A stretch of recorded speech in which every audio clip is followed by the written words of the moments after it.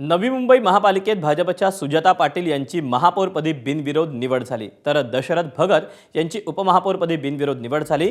निवडणूक पीठासीन अधिकारी रणजित पाटील यांनी दोघांचा सत्कार केला।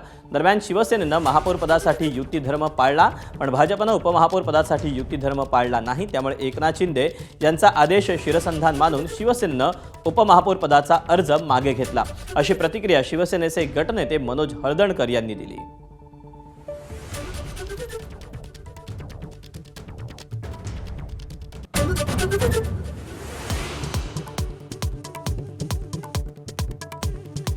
अंत्यसंस्कार होण्याआधीच विलिनीकरणाची चर्चा कोणी आणि का सुरू केली? सुनील तटकरेंचा सवाल।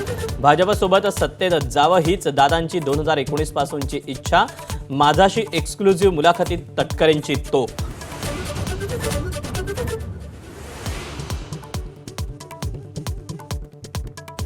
उपमुख्यमंत्रीपद आणि राष्ट्रवादीचं राष्ट्रीय अध्यक्षपदच सुनेत्रा पवार यांच्याकडेच राहावं अशी आमची इच्छा।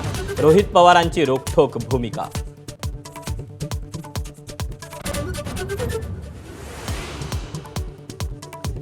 मुंबई महापालिकेत भाजपचा महापौर होणार हे जवळपास निश्चित। भाजपचा महापौर झाल्यास मुंबईसाठी काळा दिवस। संजय राऊतांचा घणाघात, तर नवनाथ बंद यांच्याकडून राऊतांचा समाचार।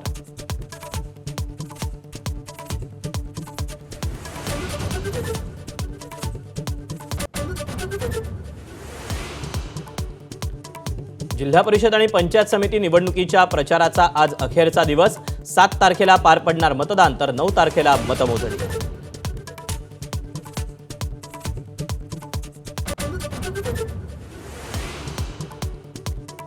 32 तास मुंबई पुणे एक्सप्रेसवे ठप्प। प्रवाशांकडून घेतलेला टोल परत करा। वाहतूक कोंडीवरून राज ठाकरे संतापले। सरकारचा कोडगेपणा अनाकलनीय, राज ठाकरेंचा हल्लाबोल।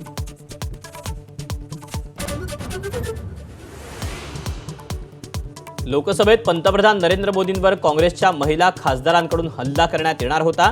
भाजप खासदार सौमित्र खान यांचा काँग्रेसवर गंभीर आरोप।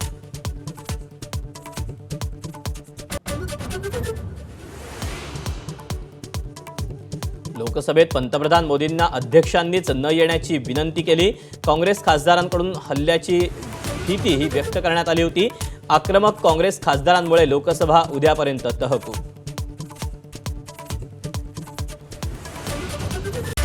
Headlines brought to you by Chitale Bandhu. ABP माझा, उघडा डोळे बघा नीट।